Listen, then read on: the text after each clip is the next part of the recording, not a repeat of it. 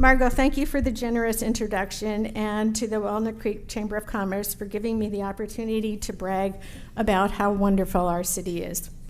In my opinion, this is a great city because Walnut Creek works together. I don't make this claim because I'm a cockeyed optimist. In a survey conducted by the National Research Center, 91% of our citizens have reported that Walnut Creek's quality of life is excellent or good. On top of that, 93% have reported that their neighborhood is good or an excellent place to live. And finally, the report on safety is at a 90% success level.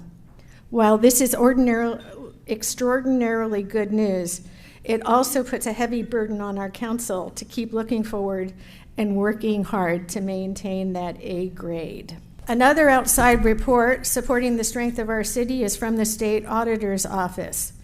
This current report is a city-by-city analysis of the financial condition of 470 cities of California based on an analysis of the city's 2016-17 published financial data. In municipal parlance, that would be the Comprehensive Annual Financial Report, or CAFR. In this analysis, a low number is bad and a higher number is good. The evaluation area that kept the city from below 20%, even though it was a noble 35%, is our pension concerns. If that analysis were done for our current CAFR, however, I believe our city's position would be far higher. Ironically, fiscal year right after that one, 2017-18, the city took initial steps to fund a pension trust to put funds aside to deal with our future obligations. As of the end of December, this trust is valued at $21.8 million. The city still needs to run our day-to-day operations. As you might imagine, there are lots of demands made on our time and our resources. That applies to coping with issues of the hour and planning for the future. To accomplish the goal of keeping focus, the council has chosen to set a list of attainable priorities. This method has been proven to keep things manageable and well organized.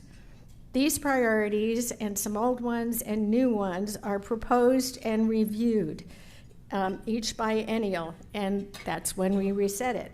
It's when the new council takes their seats and acts as a roadmap for both the council and the city staff. The following is a report on our current priorities and actions taken or in process. Our first issue is fiscal sustainability. Not only has the city passed the test publicly, but it continues to focus on planning for the future. The city has used a 10-year forecast for several years to aid in making decisions that impact now, but will also impact the fiscal stability of the finances in the future. The city has recently installed a new accounting system, and as you might imagine, the system is measurably more complex than your average Quicken application. It took a couple of years to fully adapt the chart of accounts and to take advantage of the level of sophistication available in this program. This has allowed more complex analysis of our current receipts and expenditures. One of the biggest benefits of this transition applies to our long-term financial analysis. Long-term planning is nothing more than our best educated guess about what the world will be like at some point in the future. One of the really exciting outcomes of our new accounting system, at least to us CPA types, is our guesses can now be more educated than ever. Environmental sustainability and revised climate action. We have re-embraced our responsibility as a regional leader in exploring ways to increase the positive impact to the world. So as of the February 4th council meeting, the title of this initiative is now Sustainable Action Plan. The council recently approved the expenditure of funds to pay for the consultant and has begun the hard work of forming the plan to meet the state's goals of reducing emissions by 40% as compared to 1990 emission levels. and we have to do this by the year 2030. There are a lot of steps to go before the plan will be fully baked, but the visioning process is well under its way. The next steps will involve input from our team of stakeholders, from the development community and our business community. So there are lots of people in this room who might express their interest in joining the project.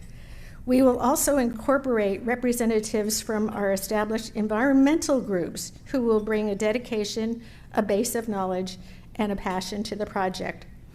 More importantly, the team will include the group that has the most skin in the game. Our youth commission will provide input in shaping the world they plan on living in. Economic development. Who projected that we would be in a recession by 2018? Well, some people did, and then they said, but it might be a little later, so what about 2019? Well, pretty much all of us did, and we're still waiting. It hasn't shown. There are beginning to be signs of economic adjustments, but even without the expected recession, retail is experiencing a real revolution about how it does business. Downtown has several empty storefronts and restaurants. New businesses eager to site in Walnut Creek have located here. Beer House, for example, has opened in the street level of our city-owned parking garage. The change of proprietors and a concept different from the prior tenants helped inspire the city to make an investment in updating the outside of the property to make it more appealing. Sadly, just as Beer House was ready for its opening, the next-door neighbor decided to leave. The good news is there have been several potential tenants attracted to the space, so hopefully there will be good news to announce very shortly. But back to the empty properties. Officially, the city can do nothing to force our commercial landlords to change their business decisions about what they do with their properties. There are lessors who put their own financial philosophies over the vibrancy of downtown. That's bad.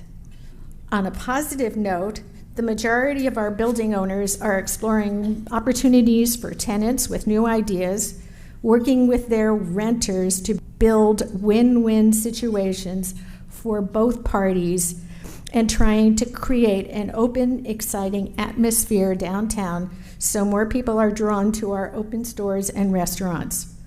Think painted pianos. Anybody play one of them? Yeah, cool. Think pop-up enterprises and that exciting opportunity, First Wednesdays downtown. Infrastructure and facilities.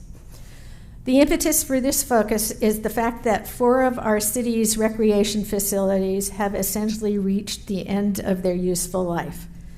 Tie this together with the growth of our population and the subtle shift in the population's age demographic, the council recognized the need to address what can be intelligently repaired, what can be replaced, and what requires rethinking. Thus, your Parks Your Future project began.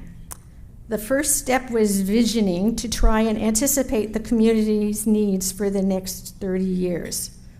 That done, we are now grounding the plans into a realistic approach.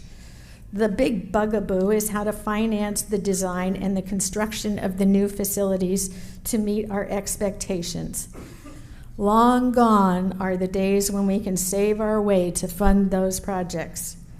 I, however, believe that when we present the plans to the community, our citizens will recognize the need and they will step forward with the financial wherewithal to accomplish our goal. We were prompted to veer out of our normal course of business to address issues that don't normally fall under the umbrella of city services. Tragedy can make people and even governments look for new solutions that can forge a better path for the future. The heartbreaking death of resident Miles Hall moved the city staff to work collaboratively with community members in efforts to improve crisis intervention and mental health response. Those efforts have resulted in the review of a variety of internal policies and procedures. They have also resulted in the formation of a police community advisory board, a sounding board group long desired by the chief. Deliberate and complex efforts are likewise underway to plot a course for a series of listening meetings to ensure all community concerns are heard and understood. Those efforts and the resulting procedures will continue through 2020 and well beyond. This year, we've got something for you to share in too. We will support the project that will not involve just the city, but also the county, state, and nation. It is this year's census. We are sentenced to do this every 10 years. The City of Walnut Creek is enthusiastically supporting efforts to get out the word about the census and the need to ensure our residents are all counted. What's new for 2020 is that this will be the first year that people can fill out their census form online. Within the next month, look for notifications and advertising giving us all a heads up so that the census count can really begin. And there are people in our community who are difficult to find and count and who are nervous and afraid of having their heads put into the count. So if you know of anybody that isn't participating, would you please encourage them to do so? I also haven't forgotten one of the previous priorities of the council, and that's to make a better place for the homeless. And we are honored today to have the HOP, the Homeless Outreach Program officers who have undertaken a pilot program that I probably shouldn't say it, I hope goes on forever. Gary Silva and Dominic Clemente are the two officers, and they have made the news. Have y'all seen them in the news and how really good looking they make our community be? Looking back